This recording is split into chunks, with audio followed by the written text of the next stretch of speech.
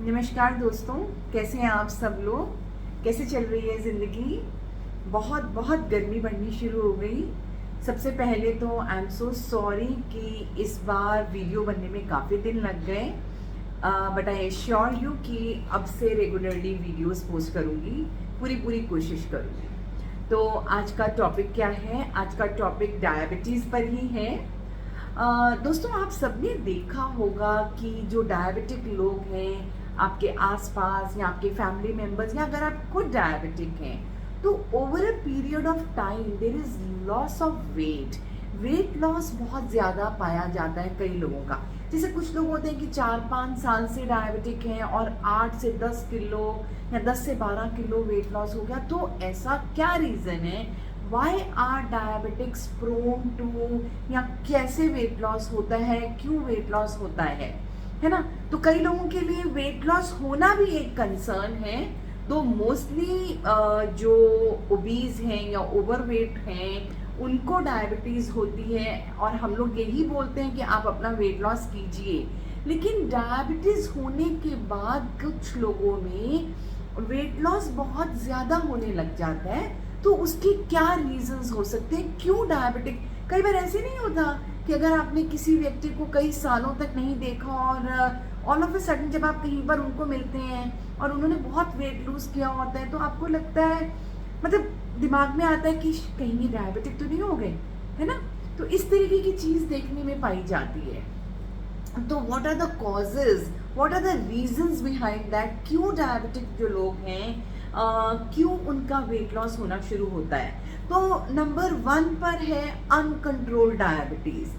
जिस व्यक्ति की शुगर लेवल्स कंट्रोल में नहीं है, यानी कि अगर आपकी फास्टिंग ब्लड शुगर 140 से ऊपर है और आपकी खाने के बाद वाली ब्लड शुगर 200 से ऊपर है, तो ऐसे जो लोग हैं they are more prone to lose weight. Why they are more prone to lose weight? देखिए, हम सब जानते हैं कि इंसुलिन की कमी के कारण ही डायबिटीज़ होती है। जब आपके शरीर में इंसुलिन की सिक्रीशन नहीं है, आपने जो भी खाया है, वो आपका जो खाना है that is not utilised for giving energy, वो आपको एनर्जी नहीं दे पा रहा, बिकॉज वो जो भी कार्बोहाइड्रेट है, जो भी ग्लूकोज है, वो आपके मसल सेल्स में जा ही नहीं पा रहा ताकि आपके मसल्स को एनर्जी मिले, क्योंकि आपकी बॉडी में इंसुलिन नहीं है। क्योंकि इंसुलिन ही वो ट्रांसपोर्टर है जो कार्बोहाइड्रेट में से टूटे हुए ग्लूकोज को अपने साथ जोड़कर आपके मसल सेल्स को प्रोवाइड करता है एनर्जी, आपके फैट सेल्स को प्रोवाइड करता है एनर्जी, आपके लिवर में भी वो लेकर जाता है। तो इस तरीके से इंसुलिन का ये काम होता है कि वो आपकी बॉडी को आपके कार्बोहाइड्रेट्स या ग्लूकोज प्रोवाइड करके आपको एनर्जी देता है। लेकिन जब आपकी बॉडी में इंसुलिन की ही मात्रा बहुत कम है या नहीं है, तो आपकी बॉडी में लिपिड और प्रोटीन का बनना कम हो जाता है और आपकी बॉडी को एनर्जी नहीं मिलती, which is the major cause. एक सबसे बड़ा कॉज है जिसके चलते आपका वेट लॉस होना शुरू हो जाता है। दूसरी चीज़ क्या होती है? जहाँ आपकी ब्लड शुगर लेवल्स 180 या 200 को टच हुई, वहाँ क्या होना शुरू होता है कि आपके पेशाब में शुगर जानी शुरू हो जाती है, जिसको कि हम बोलते हैं मेडिकल भाषा में ग्लाइकोज यूरिया, यानी कि ग्लूकोज इन द यूरिन। आपके पेशाब में, आपके यूरिन में ग्लूकोज निकलना शुरू हो जाता है। उससे क्या है कि कैलोरी तो सारी की सारी बाहर निकल रही है, ग्लूकोज ही तो आपको कैलोरी दे रहा है। जो चीज़ आपको कैलोरी दे रही है वो सारी चीज़ आपके यूरिन के रास्ते से बाहर निकल रहा है। तो उसमें फिर आपकी बॉडी के एनर्जी लेवल्स या आपकी कैलोरी डेफिसिट होना शुरू हो जाता है, विच इज़ अनदर कॉज कि आपकी बॉडी में वेट लॉस होना शुरू हो जाता है। तीसरी चीज़ क्या है? जैसे कि मैंने पहले ही बताया, डायबिटीज़ मोस्टली मोटे लोगों में, ओवरवेट ओबीज लोगों में ज़्यादातर पाई जाती है। तो वो लोगों को जब डायबिटीज़ हो जाती है तो then they try their level best, वो अपनी पूरी कोशिश करते हैं कि किसी तरीके से वजन गिराएं। तो क्या होगा कि इनपुट यानी कि इनटेक उनका कम हो जाएगा, खाने की मात्रा कम हो जाएगी, कार्बोहाइड्रेट की मात्रा कम हो जाएगी, और आउटपुट उनका ज़्यादा, यानी कि वो एक्सरसाइज बढ़ा देते हैं। रूटीन का काम तो वो कर ही रहे हैं, एक्सरसाइज भी बढ़ा देते हैं, खाना कम कर देते हैं। उसके अलावा और भी कुछ चीज़ें इस तरीके से अगर वो आप माइंडफुली चलना शुरू करते हैं, खाना कम करते हैं, एक्सरसाइज बढ़ाते हैं, तो क्या होता है कि वो they tend to lose weight. और क्या ऐसे रीजंस हो सकते हैं जिसके कारण एक व्यक्ति डायबिटिक जो है वो वेट लॉस उसको हो सकता है? जैसे कि टाइप 1 डायबिटीज़ है, वो एक ऑटो इम्यून बीमारी है। तो टाइप 1 डायबिटीज़ के साथ कुछ और भी ऑटो इम्यून बीमारियां जुड़ सकती हैं, जैसे कि सीलिएक डिजीज़। सीलिएक डिजीज़ एक ऐसी बीमारी है जिसको कि हम नॉर्मल भाषा में बोलते हैं कि गेहूं से एलर्जी हो जाना, यानी कि वीट एलर्जी। ऐसे में क्या होता है कि आपकी बॉडी में मैल एब्जॉर्प्शन होना शुरू हो जाता है, आपकी बॉडी शरीर में दिए हुए न्यूट्रिएंट्स को ठीक से एब्जॉर्ब नहीं कर पाती।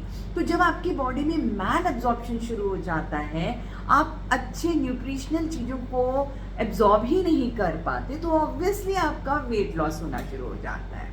तो ये एक और बहुत इम्पॉर्टेंट रीज़न है कि डायबिटिक्स का वेट लॉस हो जाता है।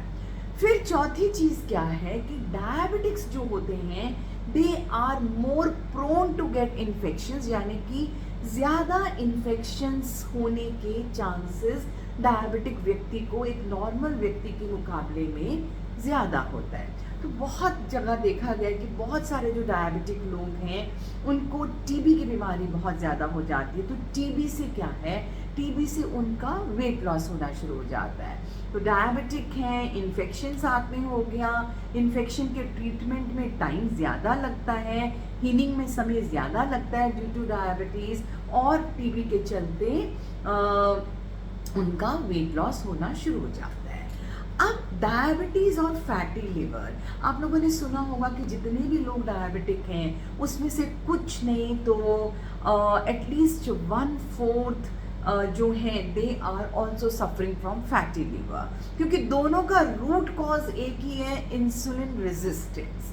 तो डायबिटिक्स में जब फैटी लिवर होना शुरू हो जाता है तो कहीं ना कहीं फाइब्रोसिस, सिरोसिस, और उसमें उनकी डाइजेशन का बिगाड़ हो जाना, यानी कि उनकी डाइजेशन बहुत बिगड़ जाती है, बहुत अच्छे से नहीं रहती है, तो खाना पीना उनको ठीक से हजम नहीं हो पाता, और भी बहुत सारे रीजंस इसमें साथ में जुड़ जाते हैं जिससे कि ऐसे व्यक्तियों में वेट लॉस होना शुरू हो जाता है।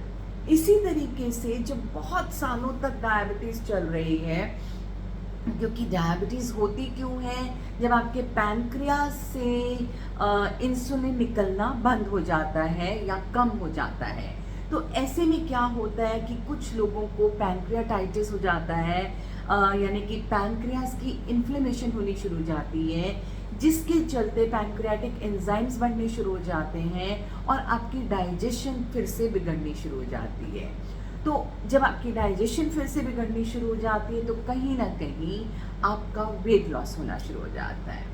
उसके अलावा बहुत सी ऐसी दवाइयाँ आजकल आ चुकी हैं जो कि आपकी ब्लड शुगर लेवल्स को ठीक रखती है और साथ साथ आपका वेट लॉस करती है, पर वो तो वो चीज़ हुई जो कि हम बाहर से दे रहे हैं व्यक्ति को, और आपको पता है कि इससे तो वेट लॉस होगा ही, because we are wanting to reduce the weight, लेकिन अदरवाइज ये सारे कॉजेज हो सकते हैं जिसके चलते एक व्यक्ति का डायबिटीज़ के चलते वेट लॉस होता है। ठीक है, अगले वीडियो में एक चीज़ आपको और समझाऊंगी कि ऐसा क्या कर सकते हैं कि आपका वेट लॉस भी ना हो, वेट गेन भी ना हो, यानी कि आप बिल्कुल नॉर्मल वेट में रहें और आपकी शुगर लेवल्स भी कंट्रोल में रहें। तो wait for the next video will soon meet and discuss all this. आपकी दोस्त doctor Seema Shahi, always with you. Thank you so much.